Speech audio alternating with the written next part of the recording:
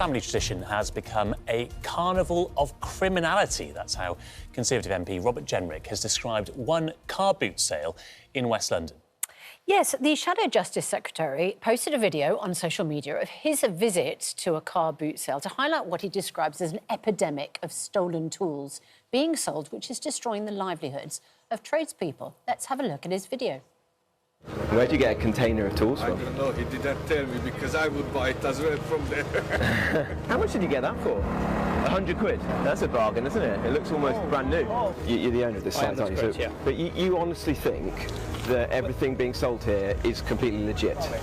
Yeah, otherwise we'd... Where do you think they're getting all these tools from? Well, I don't know that. Shadow Justice Secretary Robert Jenrick joins us now. Good morning. I mean, it's very good to see you. As you sat down, I said you always go viral whenever you're on our show.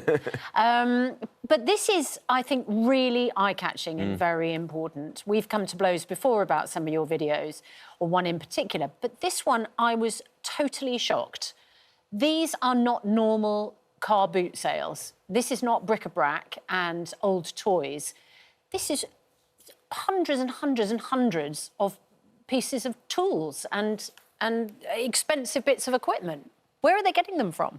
Well, good question. I think it's a total disgrace. If you go to these car boot sales, they're not like the ones that you or I would imagine with, you know, second-hand goods, bric-a-brac, etc., being sold. You've got literally thousands and thousands of tradesmen's tools, all laid out on the grass or on tarpaulins, being sold in plain sight. You ask the sellers, where did they get them from? They can't answer basic questions. Some of them get very angry. They move away. They put balaclavas on. They even threaten you. They cannot explain where they're getting these from. So you don't need to be Sherlock Holmes to work out that some, many, probably all of these are stolen tools. And these are tradesmen's lives that are being wrecked. This isn't like a minor crime. It's actually very serious. Every time a tradesman's van is broken into, it's thousands of pounds worth of tools stolen. Thousands of pounds of damage to their van. Is there... Customers that can't be fulfilled. Yeah. Is there a check on who's selling what by the people who run the car boot sale?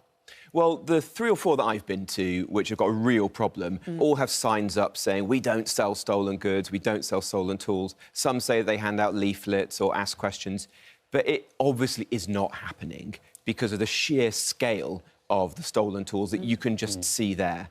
And these are tools that have got workman's marks on them. They've got names on them. You know, I picked up drills that say Jamie the plumber, you know, Bob the plumber from Bexley. It's just obvious that these are tools belonging to people. Has anyone got in touch with you since the video to say, I think those are my tools, or I've had tools stolen and I found them at a car boot sale?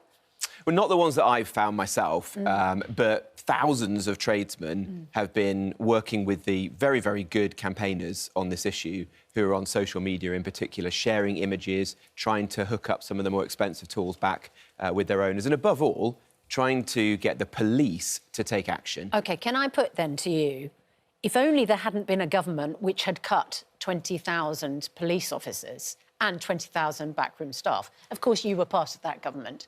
So, is this not a problem, actually a consequence of your own actions in government? Well, I don't pretend this is a new issue, though I do think it's getting a lot worse. This has been going on for a very long time. Yeah. I mean, my dad started a small business with a small white van Do you regret and unit. that And so I remember what it was like when his unit was broken into in the middle of the night and he and my mum would have to go out. Do you regret to that cut in police numbers? Because it feels yes, we shouldn't have cut police numbers. We did get them back up again. And actually, when the last Conservative government left office, the numbers were at record levels, but the mistake was made in the early days. You know, 20,000 police Susanna, there was a mistake in the early days. But I would just... So the consequence is a rising crime, isn't it? And a failure of police to be able to investigate because of that cut. I think that's part of the answer, but I don't think it's the whole answer. I think the police today are wasting time doing things which are just not important to the public, like knocking on the doors of journalists who might have said something that they regretted, or people who've tweeted. What we need to see is the police be much more active about the kind of crimes that affect us in our daily life: shoplifting, burglary, tradesmen having their brand. The police say they are doing that, actually. The police say that they're pulling back on the kind of things you're talking about here, knocking on journalists' doors, etc. And I went out with the Met a couple of weeks ago on a massive shoplifting raid across London where they were checking shops for stolen goods. So it is happening.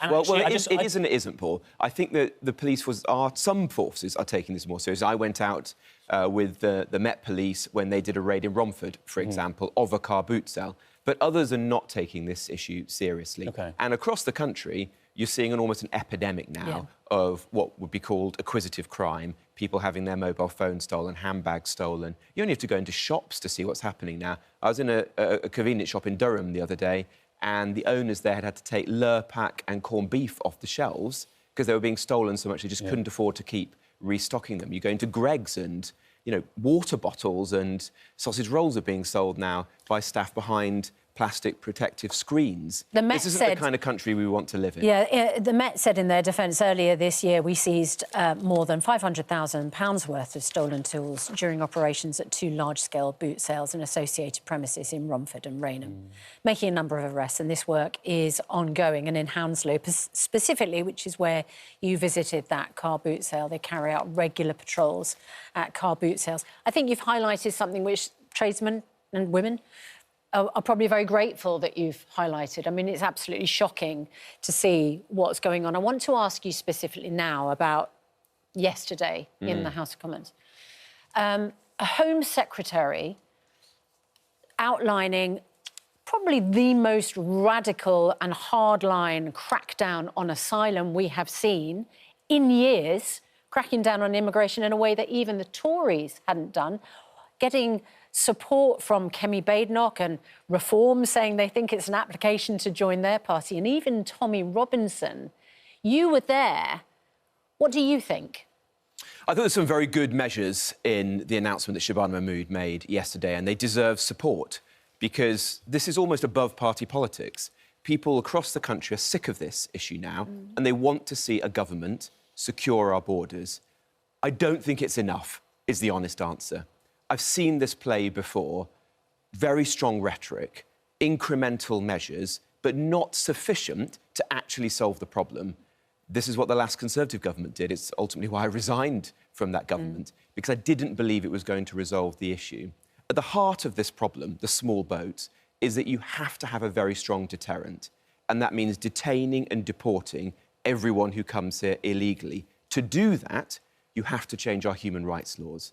You have to leave the European Convention on Human Rights so that you're able to do that. Okay. What Shabana Mahmood has announced today is a whole set of measures, but it does fall short of what you actually need to do. And my worry is this, that this is the next in a long line of big promises by ministers which will ultimately not be able to be delivered. Well, and I think the public, when these promises are not delivered, will be rightly furious. They deserve better than that. OK. Well, look, Kemi Badenoch has actually moved towards your position on some of these things, like withdrawing from the European Convention on Human Rights. On the front page of the Mirror today, Keir Starmer's done an interview saying, I'll lead Labour at the next election. Who's going to lead the Conservatives into the next election, Rob? Kemi Badenoch. Absolutely sure of that? Yeah, Kemi's our leader, absolutely. We're all behind her. You don't fancy leading them into the next election yourself? Well, there was a leadership contest in our party a year ago. That's ancient history now. And that's not why you're doing these videos on social media? No, I'm doing these because I care about them, Paul, and if I can use the platform I have to raise serious issues, then I'll keep on doing that. And finally, we heard swear words yesterday from the Home Secretary describing the kind of abuse that she receives out in the street and saying, you know, don't lecture me on what it's like to be the victim of sort of divisive language. On this programme, not long ago, you used a swear word we had to apologise for. Is it legitimate to use that kind of language to make a point now in public life? I think sometimes you have to... And I have to just ask you to mind your language, so don't give us an sorry, example. Susanna, my mum told me off for saying that on your show. Did she? The other day, she did. But sometimes, I think, as a politician, not all the time, obviously, but sometimes you have to use language which expresses the frustration and the anger of the public. And I thought Shabana Mahmood was right to do it in the House of Commons yesterday, because it's disgusting, isn't it, that she has been subjected to the kind of abuse that she has in her life. Well, Robert Jenrick, thanks very much indeed for being with us this morning. And let us know if you're affected by that issue. If you're a tradesman who's had their tools stolen and how you managed to track them down.